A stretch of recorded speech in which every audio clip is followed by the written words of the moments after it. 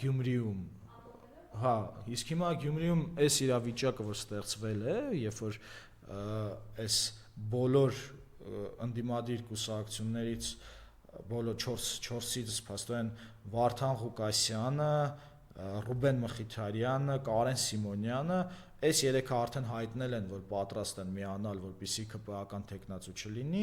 մնացել է որպեսզի միանա Մարտուն Գրիգորյանը, եւ Մարտուն Գրիգորյանից է կախված ինչ կլինի, եւ այս ամբողջ այս 7 տարվա պատմությունը կրկնում եմ, Գյումրիում բանի ընտրություններ չէին, գաղափարի,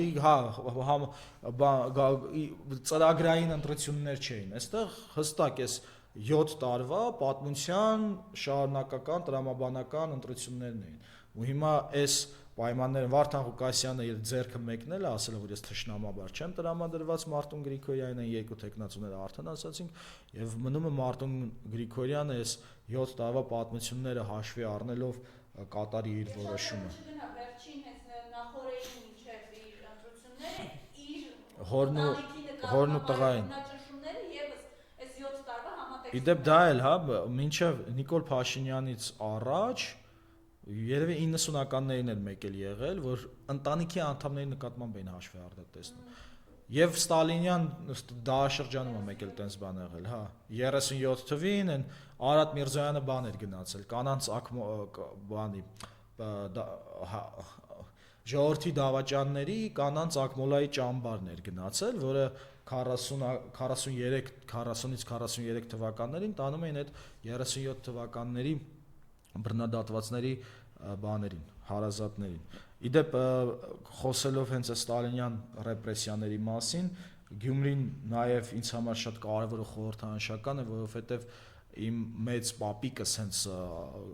կանչել էին պոլիս, որպեսզի այնտեղ սկաուտությունը հիմնադրի ու 20 ցեղասպանությունից փրկված 20,000 որբերին էր խնամում իր կնոջ հետ։ Նրան գնդակահարեցին Ստալինյան ռեպրեսիաների ժամանակ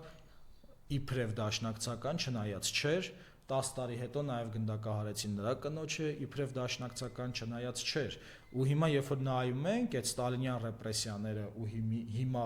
ոնց են դաշնակցությանը եւ ազգային բռնաճնշում, ԿՊ-ն ու Ստալինյան ռեպրեսիաները նույնանում են։ Ու այս իմաստով պետք է հիշել, որ Գյումրին ինքը որփաքաղաք էր, ինքը ծրագրված էր այդ որբերի հիման վրա ստեղծել նոր պետություն, այդ ցեղասպանությունը վերապրած, այդ հիվանդություն կեղտ ու փոշիի մեջից ստեղծում էին պետություն, ընդ որում չմոռանանք, ովքեր են այդ որփաքաղաքից մեծացել, Հովհաննես Շիրազն է այնտեղ եղել, Գուրգեն Մահարին է եղել, բանը Խաչիկ Դաշտենցն է եղել, ականավոր գրականագետներ, պատմաբաններ, գիտնականներ, լիքը մարդ է տվել այդ որփաքաղաքը։ Ու Գյումրին այդ իմաստով այդ բանն է, այդ խորհրդանիշն է, որտեղ թուրքական էքսպանսիան դադարեցվում է, ինչպես դա եղավ նաև 1920 թվականին Ալեքսանդրապոլում,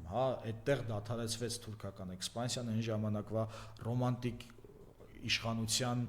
սխալ հաշվարկների պատճառով, որ նույն իրավիճակն էր։ Իրանք որոշել էին, որ իրենց ճաշակը եւ բանը ընկերական հարաբերությունները արևմուտքի հետ շատ ավելի կարեւոր են, քան թե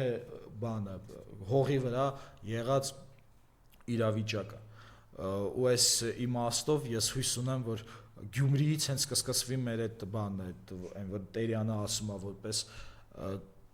Փյունիկ կհելնես մոխրից, կհառնենք։ Դրա համար ողջունում եմ իմ սիրելի գյումրեցիներին իրենց կատարած այս կարևոր աշխատանքի համար, ողջունում եմ բոլոր լրագրողներին, դիտորդներին, մարդկանց, որոնք պաշտպանում էին այս քանի օրը թե Փարաքարում, թե բանում Գյումրիում ընտրողների իրավունքները, ընդ որում Փարաքյալներ մենակ չէր թողնված, այնտեղ Նայիրին էր Հոխիկյան, այնտեղ կրկին հայաքվեն դիտորդական առաքելություն էին իրականացնում, այնպես որ ճիշտ է, կենտրոնացած էր Գյումրիի վրա, բայց այնպես չէր, որ Փարաքարը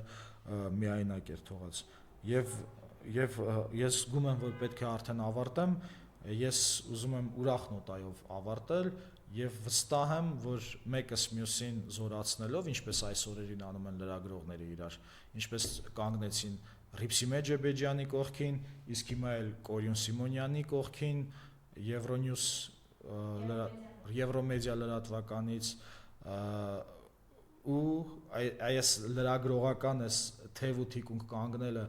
ինքը վարակիչ է դառնալու մյուս ոլորտներում, մյուս մասնագիտական ոլորտներին, ու այդ համերաշխության